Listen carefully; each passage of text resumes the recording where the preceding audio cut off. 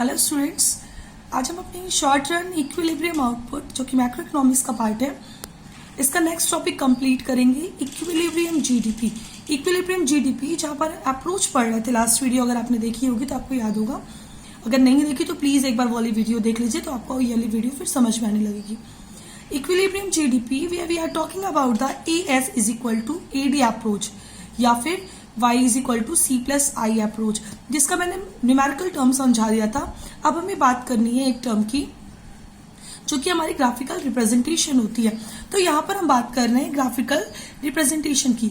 यहाँ पर एक पॉइंट बनाया गया, एक्स एक्सिस वाई एक्सिस दोनों एक्सिस लिए गए। ये हमारा 0 पॉइंट है जिसको हम मेंशन करते हैं 0 पॉइंट। इसके बाद एक साइड पर हमने y यानी कि इनकम और जीडीपी को मेंशन किया है, दूसरी साइड पर एक्सपेंडिचर्स को मेंशन किया है। तो आपको जैसे पता है कि हम हमेशा C प्लस आई में ऑटोनॉमस इन्वेस्टमेंट को लेते हैं जो कि हमेशा कांस्टेंट होगा। और अगर इसमें कोई भी कंफ्यूजन है तो लास्ट वाला शेड्यूल आप चेक कर लेना, जहां पर हमारा इन्वेस्टमेंट 10 आ रहा था और उसी के अकॉर्डिंग ये चार्ट भी बना हुआ है, सॉरी ये ग्राफ भी बना हुआ है। अब यहाँ पर हमने 10 उसको कांस्टेंट ले लिया जो कि आई शो कर रहा है, आई फॉर इन्वेस्टमेंट। फिर 20 हमारा ऑटोनॉमस कंजम्पशन है। Autonomous consumption are those consumption which we are consume when our income is 0। जबकि हमारी इनकम 0 होती है तब भी हमें इतना कंजम्पशन करना ही होता है, वो हमारा ऑटोनॉमस कंजम्पशन कहलाता है। तो हमारा ऑटोनॉमस कंजम्पशन। अब ऑटोनॉमस कंजम्पशन के बाद हमारी एक ऐसी बनी जो हमारी डिमांड कैसे बन रही है, किसके थ्रू बन रही है, हमारी इनकम दोनों जगह पे खर्च हुई, कंजम्पशन प्लस इन्वेस्टमेंट पे। तो ये वाली एक लाइन अगर आप देखोगे 30 से एक लाइन जा रही है जिसको मैंने मेंशन किया है C प्लस आई, यानी कि जो कंजम्पशन प्लस इन्वेस्टमेंट पे बनी हो। कौन सा कंजम्पशन इन्वेस्टमेंट, जो कि ऑटोनॉमस था, जो यहाँ पर ए से डिनोट किया गया। तो जहां पर ये y को कट करती है, जहां पर दोनों लाइन्स C प्लस आई, ऑटोनॉमस की जो लाइन है वो हमारी I को, या फिर आप इसको ए से नहीं एडी से समझ लो, एग्रीगेट डिमांड से, तो इजी हो जाएगा। एग्रीगेट डिमांड जहां पर वाई को इनकम को कट करती है, स्टक करती है, वो पॉइंट हमारा कहलाता है ई पॉइंट, जहां पर हमारी demand is equal to income हो जाए, यानी कि Y is equal to consumption plus I हो जाए, वो हमारा इक्विलिब्रियम पॉइंट जो हमें इस पॉइंट पर मिल रहा है। शेड्यूल के अकॉर्डिंग ये पॉइंट हमें कब मिलेगा, जब इनकम लेवल 60 होगा, जहां पर हमारे पास जितनी इनकम आ रही है हम उतनी सप्लाई कर पा रहे हैं, तो वो हमारा point of equilibrium point deliberate होता है। अब इसके बाद हम नेक्स्ट अप्रोच की बात कर लेते हैं। सेकेंड हमारा अप्रोच होता है S is equal to I approach. S is equal to I approach का मतलब है saving is equal to investment approach.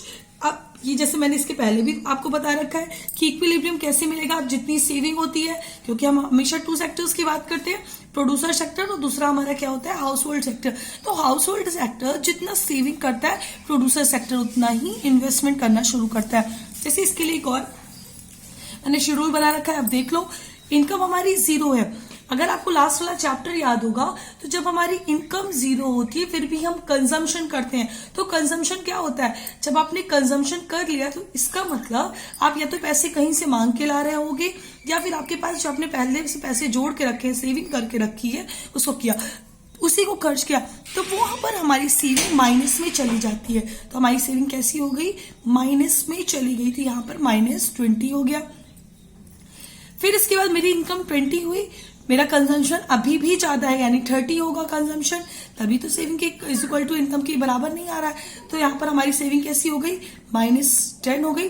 अब मेरी इनकम 40 हुई, मे भी कंजम्पशन मेरा 40 होगा, तभी मेरा कंजम्पशन और सेविंग का एक भी पैसा नहीं बचा, यानी कि अब मुझे अपनी पुरानी सेविंग्स में से भी खर्च करने की जरूरत नहीं है और ना ही मुझे नई सेविंग मैं कर पा रही हूँ। तो इसका मतलब हमारी सेविंग कितनी हो गई, 0 हो गई। फिर नेक्स्ट इनकम मेरी 60, कंजम्पशन जरूर 50 रहा होगा, तभी सेविंग 10 आई, फिर 80, ऐसे सो ऑन चलता जाएगा। अब what is the difference between the saving, तो हर बार हम कैसा डिफरेंस कर रहे हैं, जैसे फर्स्ट वाले हमने क्या किया, -20 -10। अब माइनस माइनस जैसे पता ही है आपको कि माइनस कर देंगे 10 आ जाएगा और प्लस का साइन बीच में लग जाएगा, इसलिए वहां पे माइनस ही, क्योंकि एक माइनस दूसरा प्लस हो जाएगा, माइनस माइनस प्लस हो जाता है, तो यहाँ पर और दोनों के साइन को हटा दिया जाएगा, तो 10 हमारी सेविंग आती जाएगी। फिर डेल्टा वाई, हमारी इनकम में क्या डिफरेंस आ रहा है, 0 से 20, 20 से 40, 40 से 60, देन 80, देन 100, देन 120, इन सब में डिफरेंस आ रहा है हमारा 20 का। तो इसका मतलब delta Y is equal to 20। और हमारी इन्वेस्टमेंट कितनी हुई, जो हमारी यहाँ पे सेविंग है वही हमारी क्या हो जाएगी, इन्वेस्टमेंट हो जाएगी। तो इसलिए हमने क्या कहा है कि 10 10 10 10 होती जाएगी। अब इसके बाद हमने एक और अप्रोच पढ़ा था, MPS. MPS means marginal propensity to seed, where the formula is delta S is equal upon delta Y. Delta S हमारा कितना जा रहा है, 10, और डेल्टा Y कितना है, 20, इज इक्वल टू 0.5। ये हमारा हो गया S is equal to I का अप्रोच। अब इसमें क्या था, हम ये भी कह सकते हैं S bar is equal to -20, यानी कि जब हमारी ऑटोनॉमस सेविंग क्या है, -20।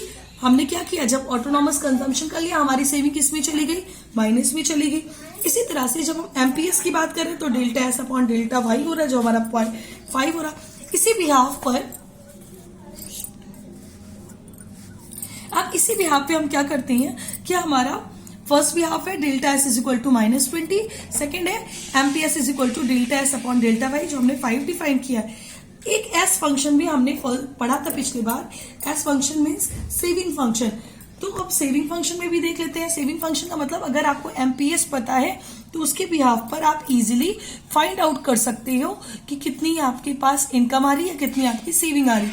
तो हमने क्या किया है, MPS S is equal to S bar plus MPS और ब्रैकेट में वाई कर दिया। आप चाहो तो यहाँ पर सी बार भी यूज कर सकते हो, दोनों में सेम ही है, क्योंकि सेविंग में हमेशा, अगर आपको फॉर्मूला याद होगा इसका फंक्शन का, जो मैंने लास्ट वाले चैप्टर में पढ़ा रखा है, तो वहां पे लिखा है सेविंग फंक्शन में -c बार प्लस एमपीएस और अंदर y यहाँ पर मेंशन किया। तो इसीलिए मैंने -c बार ना लिखे, यहाँ पर डायरेक्टली c बार लिख दिया है, s बार लिख दिया है, जो कि -20 हमारा शो हो रहा है।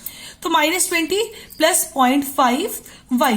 अब इसके लिए हम क्या, अब इसमें हम क्या कर सकते हैं, आप इजीली देख सकते हैं कि किसी को भी अगर आपको एमपीएस पता है तो आप कैसे इनकम फाइंड आउट करोगे।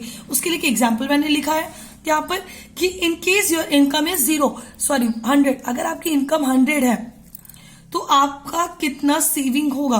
तो हमारी ऑटोनॉमस सेविंग थी -20, जो कि हमने 0 लेवल पर किया था, माइनस नेगेटिव चली गई थी, प्लस 0.5 इज एमपीएस जो हमने फाइंड आउट किया, और 100 हमारी इनकम। -20 plus 0.5 into 100 is equal to 50, -20 plus 50 is equal to 30। ये हमारी क्या है, ये हमारी सेविंग हुई है, किस लेवल पे हमारी सेविंग होती जाएगी। तो हमें चेक करना है जहां पर हमारा कंजम्पशन सेविंग फंक्शन में 30, जहां वहां किस लेवल पर आ रही है, जहां पर मेरी सेविंग प्लस इनकम मेरी जहां पर टोटल हो जा रही है, S is equal to I हो जा रहा है, saving is equal to investment हो जा रहा है, वही हमारी पर इक्विलिब्रियम पॉइंट हमें फाइंड आउट हो जाएगा। अब saving is equal to students, ये हमारी 30 आ गई। इसके बाद का ग्राफ मैं नेक्स्ट वीडियो में डिस्कस करूंगी आपके साथ। Okay, thank you class.